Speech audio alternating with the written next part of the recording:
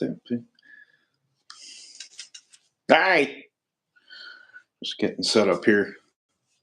It's not a very good, not a very good spot to put my. Oh, there we go. I guess it's on there. No, or else I want maybe here. Sweatshirt. It's getting cold out here, man. Next week might just be inside. As much as I like, I've said this before. I like coming out to the barn. It's my man cave where I like to be. What's going on, Jason? Where I'm comfortable. Just speaking however I feel and everything. Not that it's going to be fine, but I'm going to be probably moving into what would be my old bedroom when I grew up at this house. If it gets much colder than this, I'm going to try and shoot videos out here until I absolutely can't, till you really can see my breath and I can't stand to be out here type of thing. But my intent is probably the live streams at least. I'll be doing indoors. And matter of fact, I could probably, if I set up something with my laptop, I have a web camera and stuff. I could not use my phone, and that would be kind of okay too. But yeah. How was my kart season? It was interesting. I tried clone racing this year. A lot of fun, and a big learning curve for somebody coming from so much horsepower down to lower horsepower, and getting that, finding speed in that. But just one win, I think. I wasn't. I don't get too awful torn up about not getting too many wins in a season. I mean, it's nice to win, but when you've raced as long as I have, the experiences, especially for the channel, for reporting on it, sharing my thoughts and feelings about stuff. Yes, it's nice to win. Everybody tries to go out there to race to win, but I think the experience at this point is more than winning, for me anyway. So there's don't get me wrong. I want to be in victory lane. I want all the kudos and all that stuff and be able to share with sponsors. Hey, I won, blah blah blah. But I think that in general, I like just the experience of racing anymore. Being at the track, being with all my track friends and family and everything else. I think it's just in. I like racing. uh, what's up, man? Nice, excellent. Sweet. Yeah, that's I do miss winning. It wasn't since the beginning of the season since I did it, but it's okay. Uh, Boy, that run in the open a couple weeks ago there really threw me for a loop when I had spent the entire season running the clone. I mean, you adapt pretty quickly to, all right, this is the horsepower I have. This is what I have to do in order to go fast on it. And then when you just, well, what's a clone, 10 to 15 horsepower, give or take, and then jumping on 70. It's it was a lot, but I mean, I like an old friend. I got on the open and matted the gas. I'm like, yeah, buddy, there it is. Awesome, thank you. We're watching Mississippi, huh? I've been to Mississippi, haven't I? Yeah. Oh shoot, what's that called? What's that track called? The Grand Nationals was held at. Um, whatnot, whatnot Speedway, race in Mississippi. There's the one thing that I'll say about racing also that people don't really think about it. If you travel to race like I did for UAS for so many years, um, unless you plan vacations and stuff, you're never going to see this many states. You're never going to travel through, and do this and do that. Well, when races are at places, when they're in different states, when they're, I just was conversing with I believe his name is Stotts, Firewater Tire Solutions. He was chatting with me a little bit and talking about the 2025 Grand Nationals, and and I said I had been out to Lazowski Speedway in Missouri. Now, in no way, shape, or form would I have ever been to Missouri if had not been for racing. So you gotta, yeah, why not? Why not? What not? Why not? I knew what I was saying. Just calm down. But yeah, the if you really throw yourself into racing, yes, you can just run local, and that's fantastic.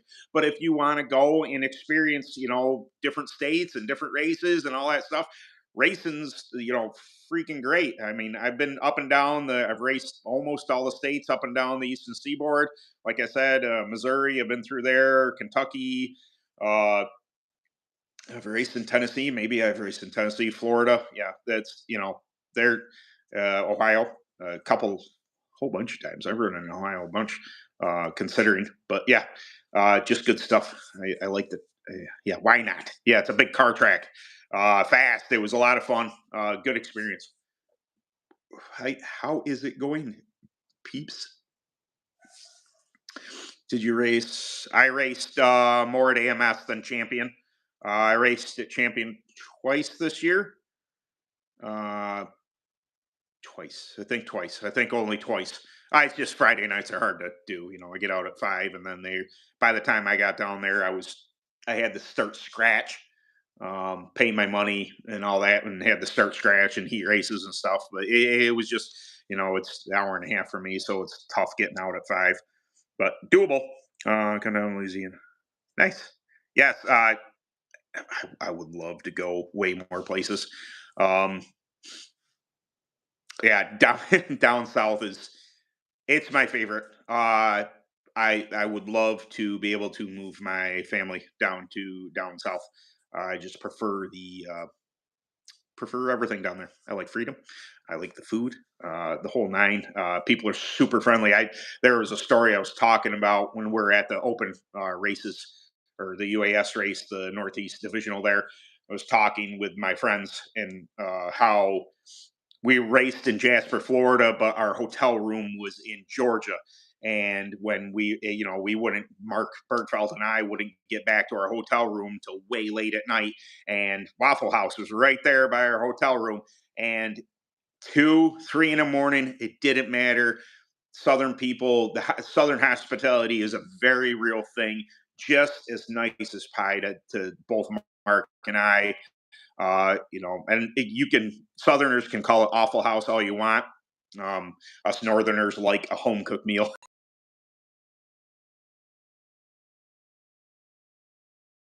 Just a sweet tea. What's funny is I drank sweet tea when I went to Loris, South Carolina. That was 2006. That was the first. It wasn't called the Grand National back then, but it was the first time. Like, it was basically the Florida Outlaws versus the Carolina Outlaws, and then we kind of trailed in from New York, my dad and I, and we came down to do battle down there. And I went up, and I saw, I was like, sweet tea. What's sweet tea? And I drank sweet tea, which is essentially the way I used to make tea when I was a kid. So I immediately fell in love with that. I just didn't know it was called a thing. It was just, up north here. I just put way too much sugar in my tea, and that's what kids drink is tons of sugar. I'm a product of the 80s, born in the late 70s, but product of the 80s, all the sugary cereals and all that stuff, putting sugar on everything. So sweet tea was right up my alley, and I'm like, yeah, buddy. Just yep, everything. I would love to move down south. It's family that keeps us up here. My sister and my mom's still up here. My old man lives in Florida. But yeah, and obviously I got one. Well, one of my best friends lives in this town. The other lives in Florida. So I'm torn. I would like to split the difference somewhere, Carolina, possibly, Tennessee area. Ideally, just more racing, more better weather. Because I don't like this stuff. I mean, I am as northern as it gets. I don't own a winter jacket. I am that used to it getting cold, being cold, freezing my tuchus off, that I don't actually own a regular winter jacket. If you're too cold, put on 2 sweatshirts. But other than that, yeah. uh, what's new for next for Ben? I'm gonna run. I got to run a couple, or at least one quarter point, right, in order to be eligible for UAS points next year, so I got to be a member. I'm going to have to sign up for that again. I intend to, that means I'm at least going to get behind the wheel of the Open for bare minimum one race before the Grand Nationals, but hopefully more than that. I can't be showing up to that, inexperienced. But I still plan on, tinker around with the clone, because I think there's applicable speed. If you can find speed in a clone, you can apply that to the Open. And I think that'll make myself even faster. And a lot of that has to do with small adjustments and tires, which are, I spent so many years with big adjustments and being, yeah, you can be okay on tires. I think the clone gives you that little bit more that could be, you know, uh, used in Open circumstances. But yeah, I definitely I got to run either Ernie's series, or just I don't have to run anybody's series. I don't have to be anywhere. I think I'll run, 2, 3, 4 quarter points, whatever. I don't know that I'll run a whole series, because I still want to do the clone stuff, and I have to balance all that with, I have to run the Open, I have to run the clone, and then I have to spend time with a wife and go RVing, because I didn't pay that amount of money for that thing that's sitting right out there to have it sit here in the driveway. Um, so I gotta this juggling act of racing and camping. Which, don't get me wrong, it's nice to just nothing, for a weekend. And just spend time with my family. I think that's fantastic. I Racing as a family sport. I would love to have my family do it more often. They're just not as into racing as I am. Long days at the track, not their bag. My daughter doesn't live here anymore. My son has a girlfriend. He's in college, and my wife is just, she's kind of a girly girl. She doesn't the whole dirt thing. She'll go. She sports me. She, is fully behind me for what I do. But as far as going to the track and either being super cold in the spring and fall, or sweating pretty bad. Almost swore there. Sweating pretty bad during the summer. She's in the dirt. She's just not. It's not her cup of tea. So it is what it is. I've become accustomed to doing it by myself for so long. It doesn't even really register. People ask me to, hey, can we help you pack up the trailer, after a race or whatever. I'm like, I got it. I'm really used to doing it myself. Some of us northern southerners end up north. Yeah, it's cold up here. Fair warning. It's pretty. It's right now fall time. It's absolutely gorgeous. The leaves, the hills, the everything. It is really scenic. It's definitely not flat by any means, but it's cold. It gets cold. It's going to be pretty chilly. Stack beer and champ. Hey, I've never run a champ before. Not against it. I'm not against racing anything. Uh, it was just, I don't even say that, I'm not that heavy, but I've noticed that because I'm heavier, it is a detriment to some of the tracks up here, because of how much left I actually have. Maybe ask, what kind of chassis do you run? I have Phantom right now. And I say right now because you never know what the future entails. I am not against being on anything else. Over the past 20 years, I have been on a lot of chassis. I think I started off with Coyote. They're out of Rochester. Buller, Buller doesn't make chassis anymore. I've been Infinity. I just saw. I shared on my Kart 63 Facebook page. Infinity's starting to make a pushback because they want to, be a thing again. My very first UAS win was on a Infinity Epic, so it holds a real special place in my heart. I've been on Slacks. I've been on Phantoms, Ultramax. I am a fan of a lot of different chassis. So I say I'm running Phantom now, and I would continue to run Phantom. Absolutely. Does that mean I will forever be on Phantom? We'll see. Um, I'm not against running anything. I love chassis design. I love to experiment and do different things. But right now I have a 17 Recon. Uh, I'll say it's seen better days. It's the chassis. I could use some. it could use some love. It definitely is going to have to get bearings and everything else this winter, which is just content for the channel. And then I have a 2021 Phantom Scythe, which is the open is on, and I'm still. It was better at the Northeast Divisional, but I was still a bit off the pace. Now, you could attribute some of that to me not running the open that much this year, but also the rough track, and I just didn't. I was not jiving with that. But yeah, I have a 17 and a 21 Phantom currently. Um, but yeah, I I love chassis design. I just shared the other day. Mark Mode, Trick Olympic. I have a lot of wins on Trick Olympic from way back when. I had a Panaz Pro, and then I had an Apex, and both at the same time. Um, and I had quite a few wins on those chassis, so that they're just. I've been on a lot of different carts over 22 years, and I couldn't pick one over the other. I've had a lot of success on Phantom as well. The Recon, when I got on the Recon, something just gelled. Something just works with the way I drive. It is free enough, but it creates enough bite that I can drive it. I have a difficult time on tight chassis, and it's not that they're not fast. They are ultimate bite. Um, but trying to tune that out of it for my driving style is difficult. I just find that, I like a slightly freer chassis to a neutral chassis. Tight can be fast, especially on northern tracks when we don't have that much grip, and you can really utilize that. But it makes me uncomfortable. That wall comes up awfully darn quick. Sorry, Mr. Bennett.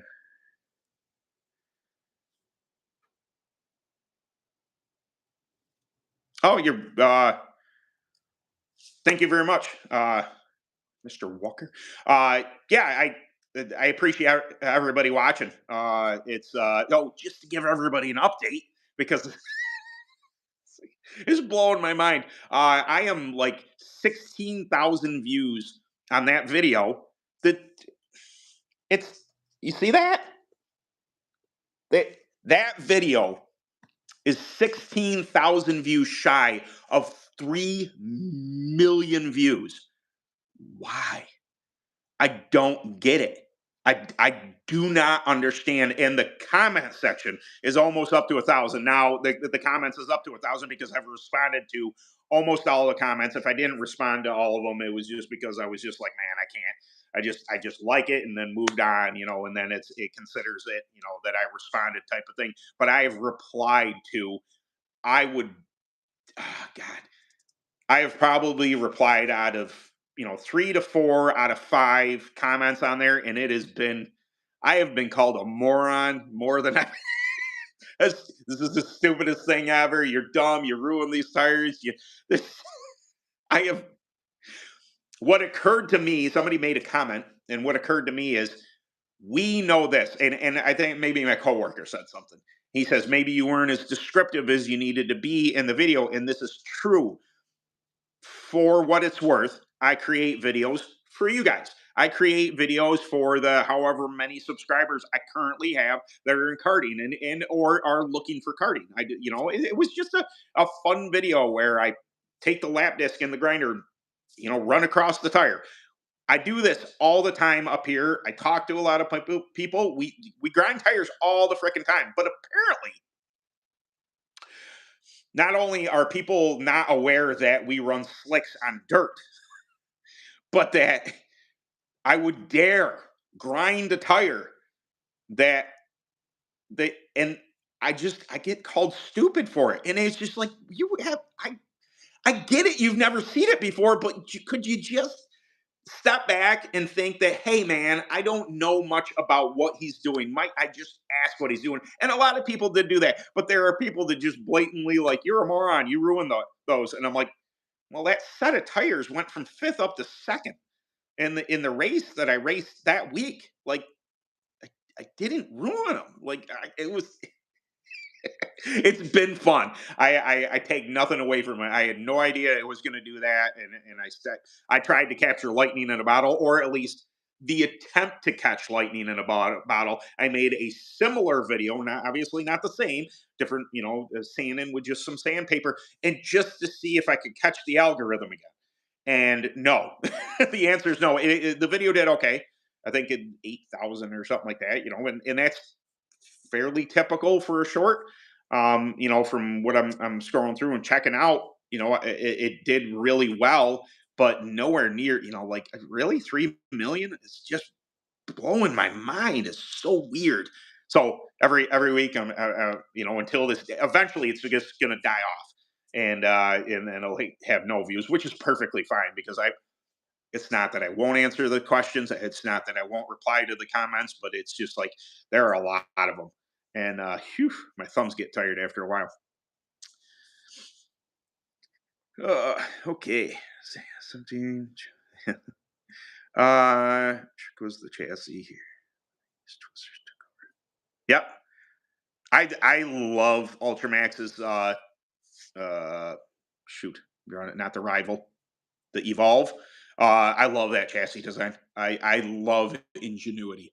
It makes me happy. It just giddy inside. I fancy myself a fabricator of sorts because what I do for a living is work on cars, and I sometimes I have to build stuff and create stuff, and in the body work realm, and I can weld. I'm not that great of a welder, but I can MIG some stuff.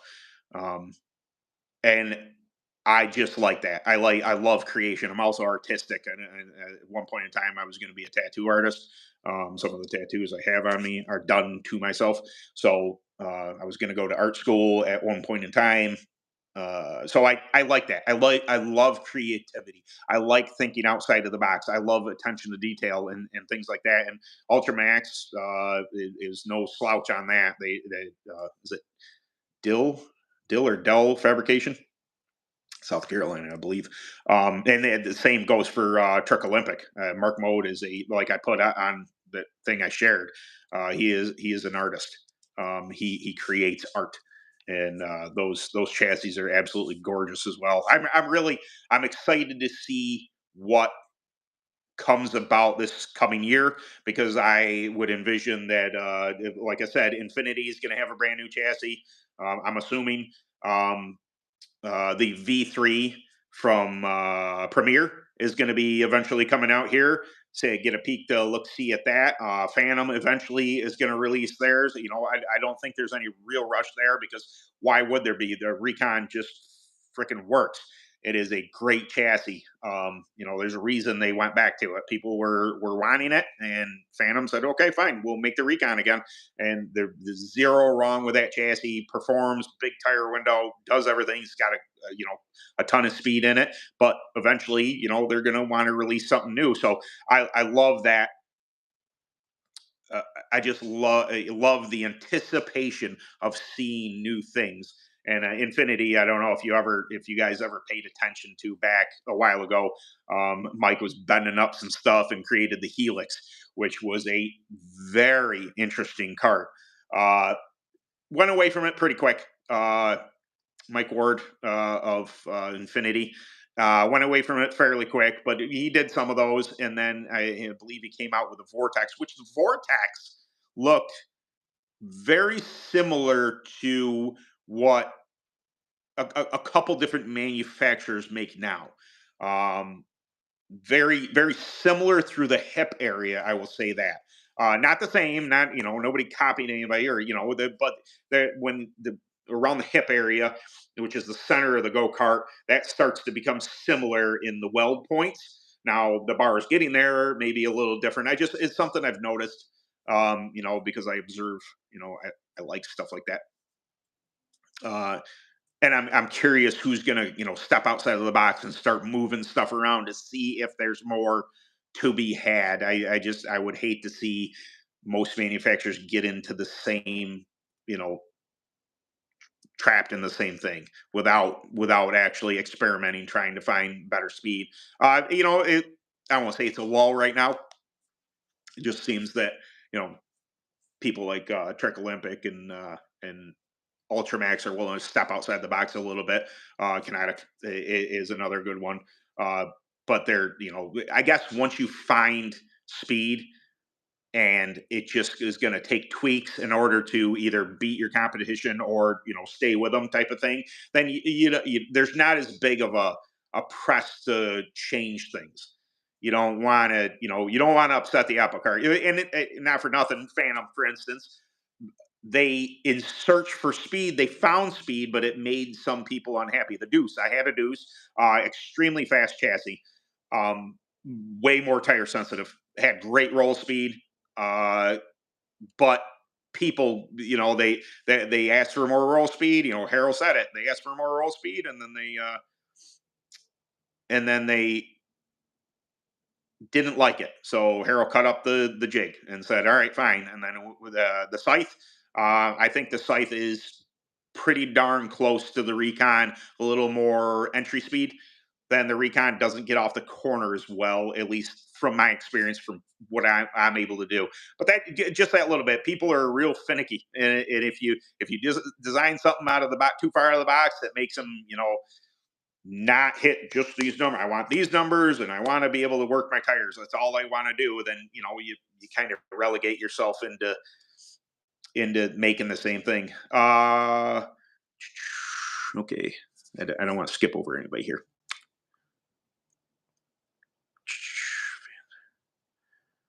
Nice. All right. You deserve. Thank you very much. I got 5-year driver, 11 Ultramax. Awesome. Again, I love Ultramax. Obviously, the C high performance has really done great work, and I know of other racers even on clones. It's not just an open thing that the Evolve and the Rivals do very very well, and then even 11. What was that back then? I'm trying to think of. Was that the Eccentric, or might have been the Eccentric, or whatever came after the Eccentric? Um, Very good chassis. Phase X was another good one. I saw that a long time ago. Here's remembering of. Yes, I. It's why I do this. I like to help as many people as possible. I just like kart racing. I love chatting about stuff. I think it's I think that's good. What's gonna cost me for? Yeah, you're gonna have to fight my wife over it. I do have, and I picked up some, because when I was learning to tattoo, it was old school. It was the noisy machines. It was the building coils. Matter of fact, I built needles, and they had needle jigs, and I had to solder needles together, and I went through that whole process, and then my wife got pregnant, and it was time to be, as much as I wanted to do that for a living, and I could have done it had I pushed for it. um, I had to grow up. I had to, make sure I was paying the bills, make sure I was taking care of my family, so I kind of put that on the back burner of things I was going to do. I was, most artistic in high school, and this and that, and always drew. um, but I had to put that on the back burner, raise my family. What I thought was the way to go about it. I could endeavor back into it. Anyway, long story short, I did buy some new equipment. They've gone to these different tips now. Everything's wireless. It's pretty cool. It just I tattooed myself to kind of get back into it. And there is a mental thing about tattooing myself. I can deal with pain. I can deal with people tattooing me perfectly fine. But when you're doing it to yourself, ouch. Anyway, my wife. Long story short, there, my wife is she's poking me to this winter to tattoo her as well. Is Kinetic done? Is that a rumor? I saw what you're speaking about. At least the people that were upset. I don't know anything. The name, but I Zip Zero Nada. I don't think so. I don't know, Wesley's plans. I don't know his wife's plans. I don't know what's going on. I don't know if they're, it's just a lull. I honestly don't know. It's I hope not. I really do hope not. But I don't like seeing businesses go out of business. I think they have something to offer the sport. I think they make a quality product. Um, I honestly don't know. it's a bummer to see, that, it popped up on my feed the little bit there, and I was just like, well, I'll it's a need to know basis. If I need to know, somebody will let me know. If I don't need to know, then nobody will know. So, uh, yeah, I eventually want to do a video on it, and not saying that is drama, but I do want to do a video on drama and evading it at all costs. It's really, I know it's so tasty. Things are so juicy sometimes. So and so did this to so and so did this to so and at the track or online and this and that. And it's just like, man, I actively reject it. I actively do not comment on it. I try and remain as neutral as possible at all costs because of the platform that I try and do things the right way. Doesn't mean I don't screw up. No, I screw up all the time. I try and represent myself and this platform as best I can, as neutral and as even keeled as possible. I don't choose sides. I don't get into the weeds. I read stuff and I put it in my melon and then I kind of chug it around. And I think it's probably best I not say anything, even if I have an opinion. It's not that that I don't have opinions on stuff. So if I have an opinion and it needs to be said, I will go ahead and say it. I'm bold enough to do that. It's not a problem. Just if things there is a time and place for everything, and it's cold out here. Why are there bugs? Um, there's a time and place for everything, and sometimes that I think sometimes people just feed into stuff because they want it. I You get that at track. It's a microcosm. You get that at track. So and so bumped so and so, and then next thing you know, oh, it's because they ran a different engine than them, and just just go about your business. Do what you love because you love. And I know it. Like I said, sometimes the drama is juicy. It's just like, who said what to who? Whoa, no way. I get it. I get why it's enticing, but I can't involve myself in it. I don't want to be part of it. I want to race, and that will ruin racing for me if drama gets involved, type of thing.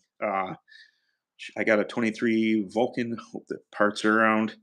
Parts, not for nothing. You continue to purchase from CKI or Kinetic as long as you can get parts. I would say that from my knowledge, they are PMI. They are out of Slack Chassis Performance Manufacturing Incorporated.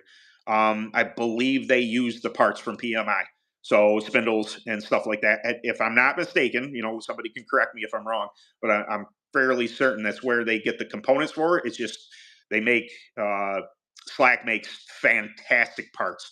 They spare no expense in quality of parts. So a lot of manufacturers will use their parts on their chassis. So they design the chassis, they handle all the testing, the this and that. But when constructing their chassis, nobody wants to spend all this money on a lathe and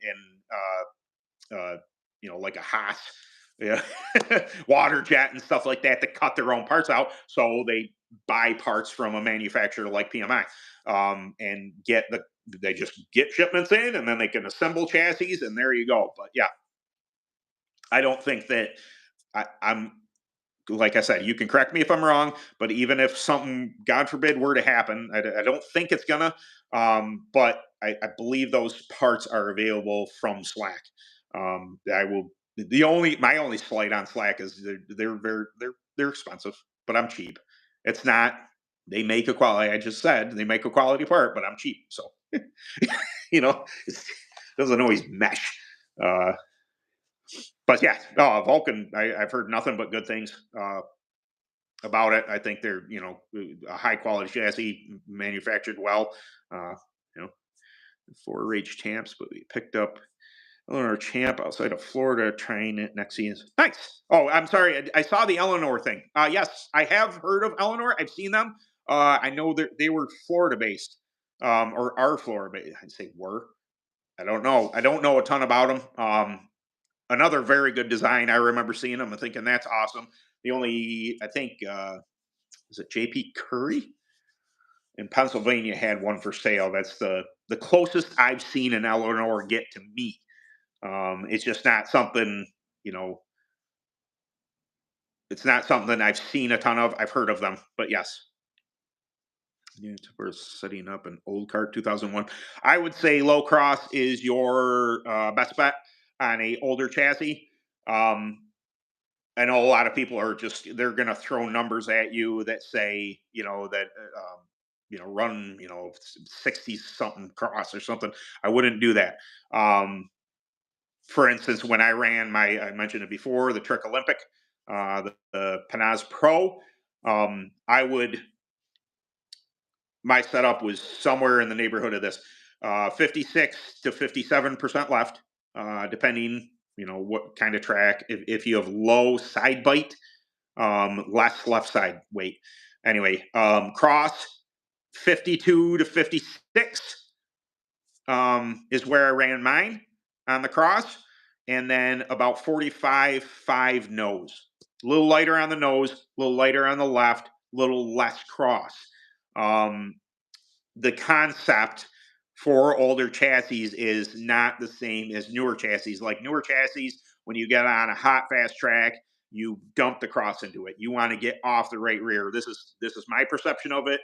Other people have a different perception of it. Basically, I think the harder on a newer chassis, the harder you're on the right rear, the tighter you get.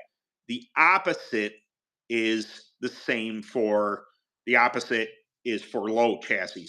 So the harder you're on your left rear, the tighter you get, which is opposite of what I just said for newer chassis. So just think about low cross. You're not planning your left rear. The more cross you come up, you get closer up to that 55, 56. You're planting that left rear. That's driving your cart off the corner better. So I would try that. Yeah, like I said, 50, 60, 57 left. 45, 5 nose is where I always set mine. Um, and then, yeah, I would say somewhere 52 to 56 cross. Try it. I mean, it's worth a shot. Um, inch and a half front stagger, and then, rear stagger depends on what track you're on. And that's, I found that clone carts, predator carts, all that, getting through the corner is key. Making them rotate, so a little more rear stagger than you'd think you're going to need. I've This thing loves the Recon loves an inch and a half rear stagger. Anytime I put it in there, it's not like it's oh my god gonzo fast, but boy, it does turn really well in the center of the corner, and I really enjoy that. So, about a good oil weight to run in a clone. I don't have any in here. I didn't bring it in, did I? Oh wait. I use what my engine builder told me to get, which was hold on.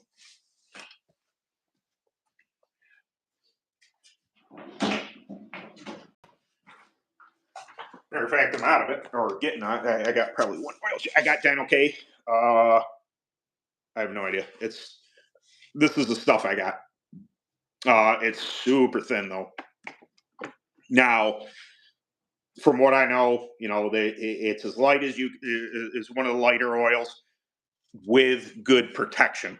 Now there is um, Thor oil. There's a whole bunch of different oils that you can run, and you can run thicker stuff. Which I think that my engine builder said that they saw a horsepower gain on the clone with running Dino K oil, but they were still getting the same protection that they were from other oils. So can you run a thicker oil? Absolutely. Will it take away maybe a little bit of horsepower? Could. But just go with your gut. If you're afraid of, if you don't have the money to be doing a ton of maintenance on a clone, replacing, pistons and what have you, maybe run a slightly thicker oil that has a little thicker viscosity to it. But I had real good luck with the Dino K this year. That was my second gallon of it. I mean, it's $50 a gallon. It's not definitely not cheap. I run about 14 ounces I run 14 ounces every oil change. Um, Depending how many classes I run, if I run two classes, I will change before the features. So I, come into the day with a fresh oil change, run practice, both practices, run two heats, and then change the oil before two features, and then when I wash the cart and everything, fire, change the oil, run it, change the oil, and then it's good for the next time. But yeah, there's my opinion on, and I say it's an opinion on that because again, this was my first year running the clone, so I am more knowledgeable than I once was about clone racing. I am no expert by any stretch of the imagination, and I would never ever claim to be. So, I need a drink. I forgot to grab that. Hold on. My apologies, everyone. Oh, I don't know. Maybe next week won't be too bad. It's not. It's cooler out here. It's not uncomfortable. Just it's not as nice as it once was. I am really struggling with cleaning my stuff. I do as I say, don't do as I do. It is the end of the season, and my clone cart is sitting there dirty as can be. Um, the excuse I'm using for why I haven't washed it yet is because I have to tear everything down anyway. I have to go through everything, and I thought I will just clean everything individually as I tear it down. I want to pull the seat. I want to, just get a good look at the chassis. It needs at least a new front belly pan. I'll have to look at the underbody pan. Did anybody else see the new Chavis rear diffuser pan? Oh my goodness, that's awesome looking. I don't know that it would be a great idea for up here. I think that faster the diffuser would cause more downforce, conceivably more speed on with southern track, fast tight tracks. I don't like running too much underbody work up here up north because our tracks have a tendency to get rough. And when I got the scythe, I had a aluminum uh, belly pan up front, from the waist forward, and it got beat to snot up here. It was terrible. Had to replace that, and I made one for the recon out of ABS plastic last year before, and it held up pretty good, but I think it needs to be replaced. But yeah, I feel as if I've been slacking because I haven't cleaned it, but it definitely is for a reason. All right, I got to repair the nose that took a whooping this year. I got to go through everything. I got to go everything on the open too. So it's uh, my laziness is not unwarranted because it will cause me to tear it apart and make sure that I get everything clean before I put it back together. That's that's I never ever stand on some kind of soapbox like you better clean your stuff and you do this and do that, and then my stuff looks all torn up and dirty and all that stuff. Uh,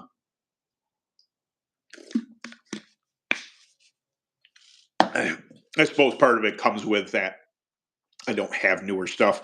If I had, much like my truck, I keep fairly like when I had an old crappy truck. I had what year was that? An old four Dodge Ram at one point in time, and I mean it was rough. It was rotted. It was this and that, but it was a good truck. I mean, it ran. It pulled the trailer. It did everything I asked it to, but I didn't treat the interior nice because it was way used, tons of miles on it. A good work truck. Worked really well. But now I have. I'm a Ford guy. I don't know if you guys care or need to know that, but I finally got my nice blue F-150. It's a 17. It's used. It's slightly higher mileage, but it's a nice truck. It's a Lariat. It's got leather interior. It's a nice truck, and I keep it that way. I think that not that I should treat things badly, but I am a racer and I race on dirt. If I had a newer chassis, if I had newer stuff, I probably would treat it accordingly. But since it's old and I race it and I bang off of people, I'm kind of like, gives me an excuse to be lazy. If there ever needed to be one. Uh, yeah, it's up north. I don't know. Trying to think what races are coming up. Weed Sport is going to be Saturday or Sunday this week. So I'm gonna try and pay attention best I can. I don't know if it'll pop up on Race Monitor or not. I would like to, eventually I'm gonna get up to Weedsport, but my wife's got me. We're gonna do something Saturday, um, and that, well, we're doing stuff Sunday too. A bunch of family stuff this weekend. So racing's over, so she's really gonna sink her claws into me, type of thing. But then I've been trying to share on Facebook as best I can, or at least I did once, and I saw it again, and I'll try and share anytime I see anything with the Syracuse indoors. I'm not positive I'll go this year. I didn't go last year, but I might go again.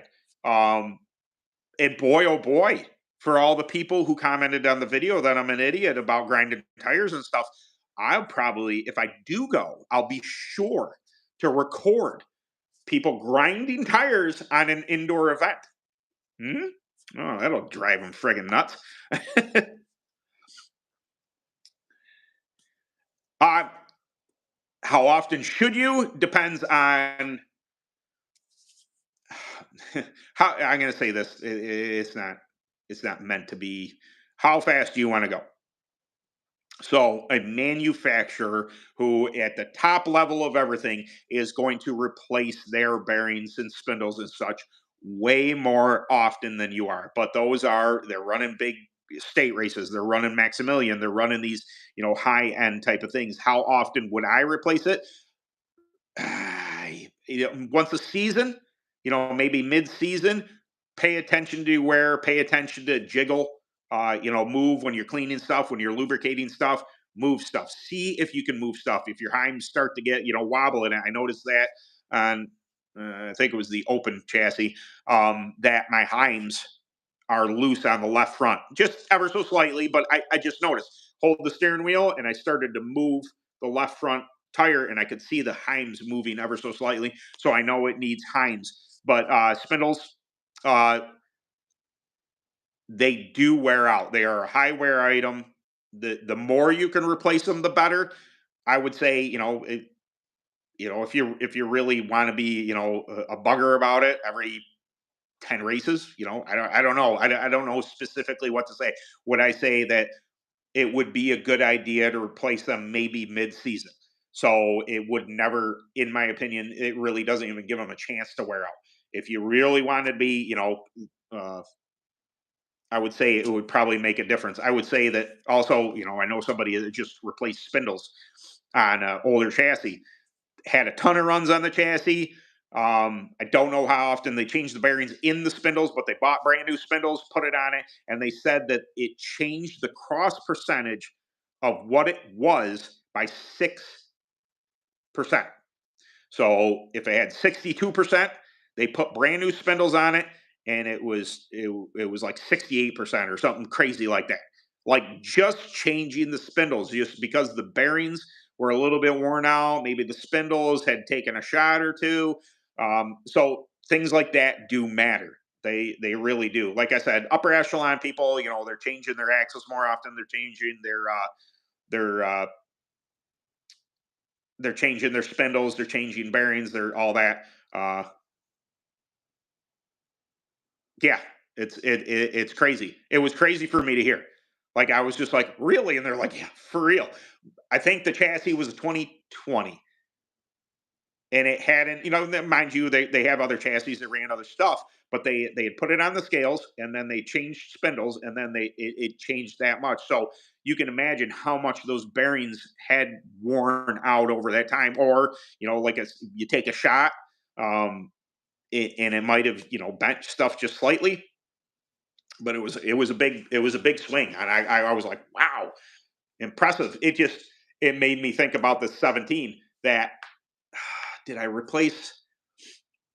I think I replaced the spindle bearings beginning of last year. Now, mind you, keep this in mind that when I say that, like, oh my god, man, you just told me this and that. You have to keep in mind that even on the open, I ran at most 10 races a season. The Open has a tendency to abuse stuff even worse. It's a lot of G forces, a lot of slamming around, and this and that. But I should be more concerned with the the clone cart definitely this year. I guarantee you, when I replace, because I plan on replacing the bearings in the hubs, in the spindles, on the rear axle, getting new heims for the thing, doing all that this winter. And I could bet you that I could probably scale it now, right down, take a picture, whatever, what it is now, and just those replacing those components is going to change my numbers a bunch.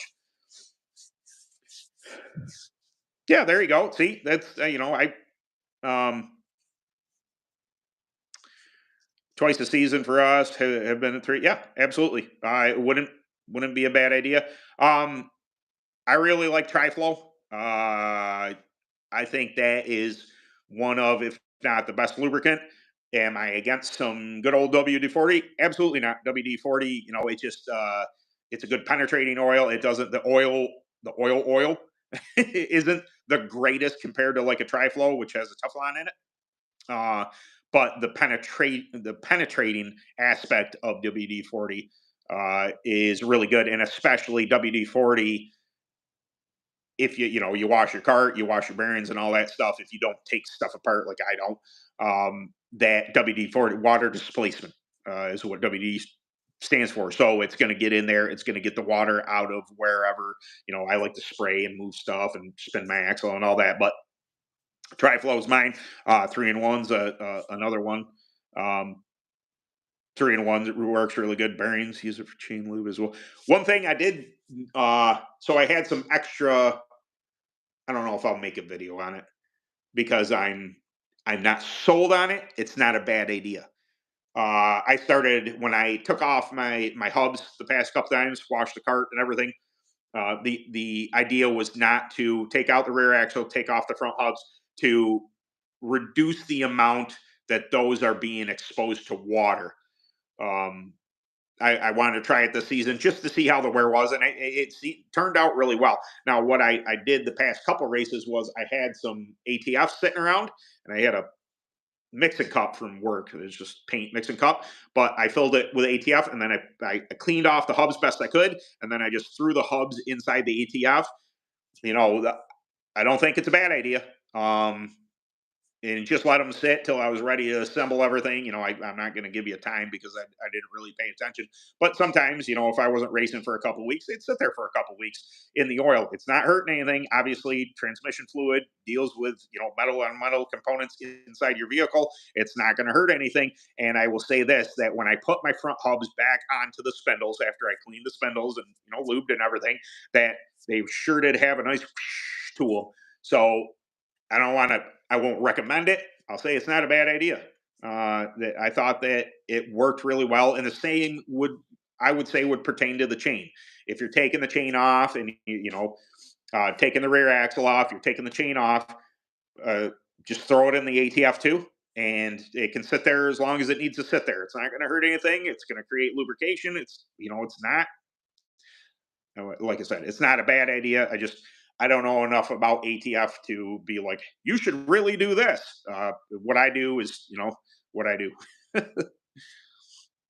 uh, use it for chain lube. Yep. Yeah. I spraying off. I would like that. I got to do a video on that. After every run, I like to take, shop solve or brake clean or something. I like to spray the chain off, rotate it, get the dirt removed off it, let that dry for a quick second. You can take a rag if you want, and then Triflow directly after. Fantastic. I do have some. I more so used it for the open because of how abusive the open can be, and obviously I'm not lack of horsepower. I have some Maxima chain lube. It's motocross stuff, a little thicker. That's where that comes in. Like I don't know that it would be the greatest idea for a clone cart when you don't want reciprocating weight. You want that to be as low as possible. Wear wise, I'm sure it does fantastic, but with the open, I wasn't afraid about losing any horsepower. So the Maxima chain lube worked really well. But I would Triflow, WD, any kind of lubricant. Make sure your chain's clean. Get the biggest thing is getting the dirt off the chain, so that's not sandpapering the crap out of your aluminum gears. Uh,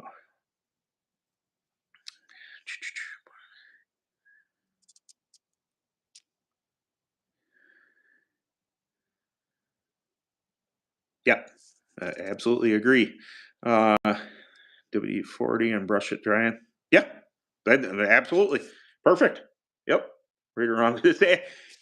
Do what works for you. That's there are a lot of people on the internet that you got to do it this way, and I'm never that way. I am full on. Let me learn.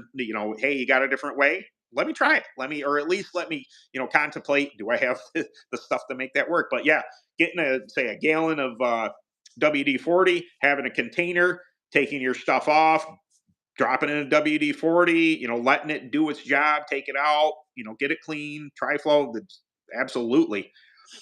Uh, I do run a 35 chain on the open, which is crazy because I saw um, the Performer Champion chassis. They had a GM, which is big 500cc four stroke at the Northeast Divisional, and they broke a 420 chain.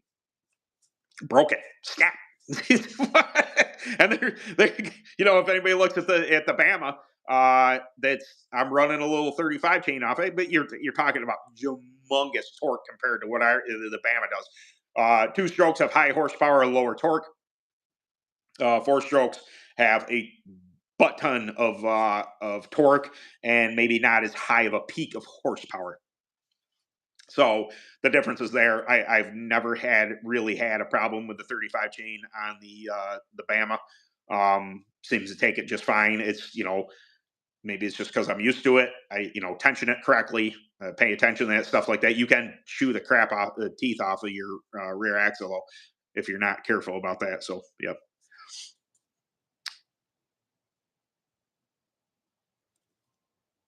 Yes. Yeah. Hot oil is also ultrasonic cleaning. And that that video will come as soon as I buy one. Because this coming year, I absolutely want an ultrasonic cleaner for not only my doing my carburetors for the clones, making sure they're up into basically clean and ready to rip type of thing instead of manually doing it, which you should still inspect everything anyway and spray things out and make sure everything's good to go. But I also, an ultrasonic cleaner is not a horrible idea for things like bearings. If you really want to pay attention to detail, you want to take apart everything and get your bearings off your rear axle, put them in there. Some people, I mean, just and if you have the time to do so, more power to you. I agree. Most of us are Saturday night racers, race, every Saturday, every other Saturday. Are we tearing apart the entire cart to go racing for, the next time? Probably not. I don't. Racing's racing. I do the best of what I can and pay attention to what things as best I can. Like I'm looking at that rear axle, and it probably could stand to have a rear axle in it. I don't know how the new axle went into the scythe. When I rebuilt from a bent recon to the scythe, I put a brand new axle in that. I think that's the original 2017 rear axle. It's just there could be nothing wrong with it, and it's probably fine for local racing. But if I have the extra funds, maybe I'll throw an axle in it too. Uh,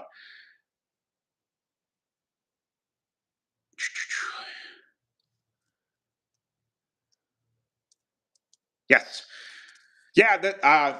What's funny is I have a little piece of aluminum L channel that I butt up against my and line it up. Now that is good for the open. I'll have to come up with something for the clone. Um, Yeah, but you're absolutely right. There's also a trick to when you're rotating, you look down at your teeth and how your chain is coming off, and whatever way it's pressing, your whatever side it's pressing on, you can see what way the chain is off. So in a quick pinch, if you loosen your rear hub, your gear hub, and just spin it and move it over until it's not hitting either side, quick tip to align your chain if things happen to get off kilter. Uh, oh, nice. I got to put springs. I got to put springs in engine number one, which is over there. Engine number two is on the chassis right now. Um, that has 8 races on it. 8 races, I believe. 8 races on that number one engine. Number two has four, and I'm probably going to have springs put on that. Maybe double check that one. But I was asking the engine builder, and they're like, "Yeah, it's probably time for springs." I'm like, "Cool." I've heard people say that replace springs every other race or every 2 3 races. But my engine builder seems to think everything's fine as long as it's making good power. Everything's hunky dory. Uh, you know, 6 to 8 races, then maybe put a set of spring over the valve springs in it just to make sure that everything's kosher. You don't want to break one of those and drop a valve or something like that.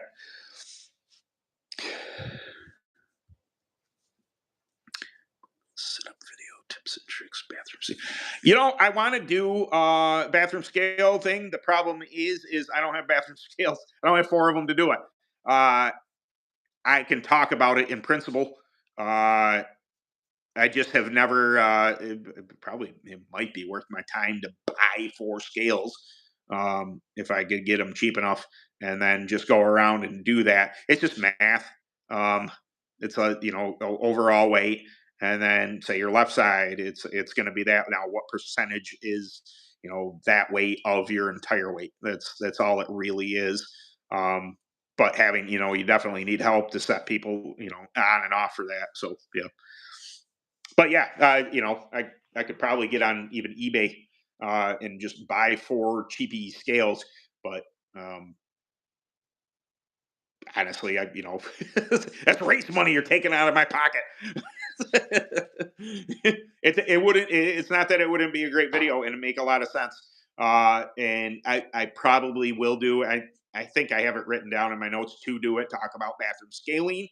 But it's more so I'm gonna have to do it. Just put it on the whiteboard. Where's my hand? The whiteboard, and just show the math. All right, if you don't have an expensive set of scales, here's the poor man's way of just steal your neighbors, your wife's, and somebody else's scales, and then get it on the bathroom scales, and then just do math. That's basically that. Oh, nice. Yeah, or yeah, well, maybe I race weight. Just punch your numbers in there, and then it may give you the percentages you're looking for. Yep. Yeah, mine is like I said, it's dirty. I haven't washed anything, but mine's a floating. I got the same as well here and here, and it's not crazy loose, but it's loose enough that it's probably bound up because it is that is an 11 tooth on there without a bearing, so it doesn't rotate all that great, and plus it's dirty and probably upset at me for not cleaning it directly after the race. Uh,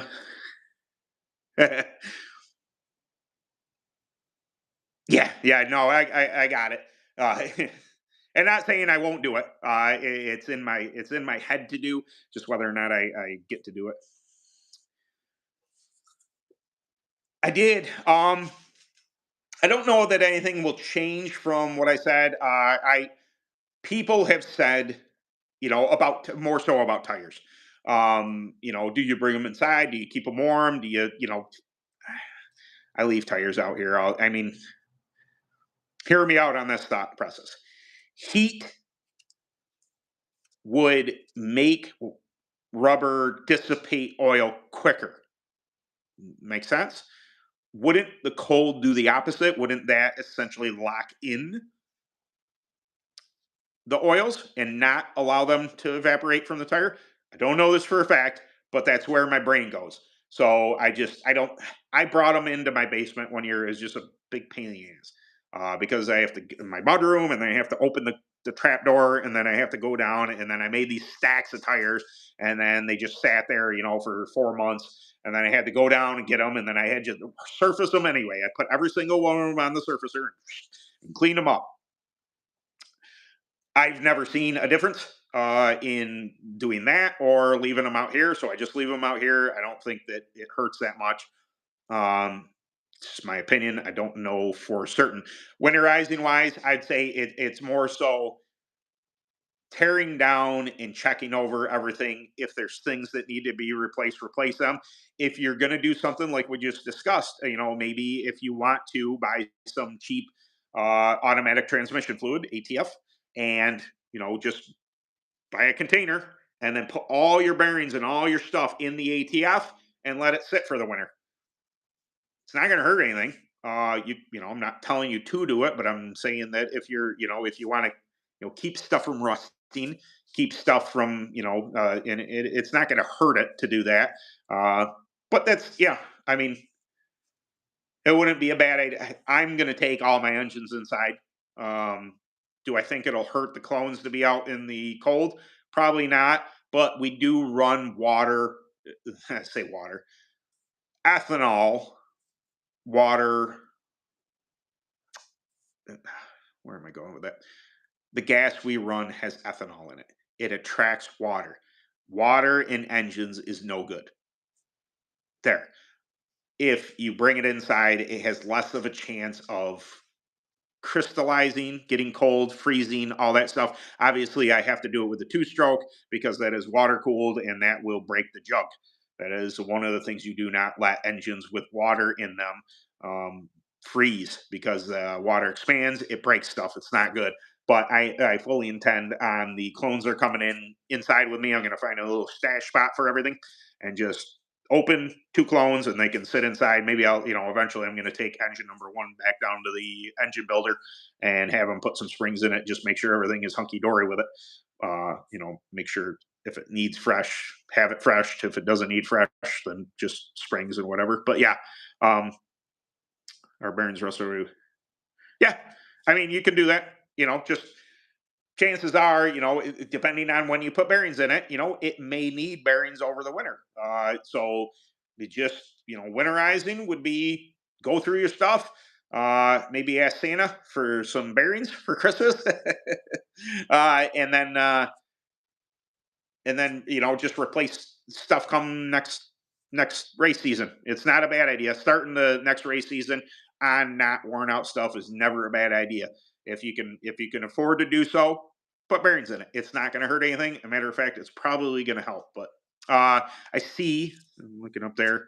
Last week I had a hard time getting to an hour, and you guys kept me engaged the entire time. Thank you very much for that. But yeah, I gotta get off. It's not that cold out here, but also uh, I want to get ready. I got to shower and all that stuff. So, all right, guys, I'm going to jump off here for tonight. Thank you very much for stopping by. Like I said, Thursdays are fun. Maybe next week I'll be inside. We'll see. If it's tolerable, I'll stay out here because I'm more comfortable being out here. But if not, it'll be a little echoey or something like that because it'll be in my old bedroom, which is unfinished. Maybe I'll put something behind me so it won't look so bad. So, all right, guys, thank you very much for stopping by. I will see you Sunday for a new video. All right, later.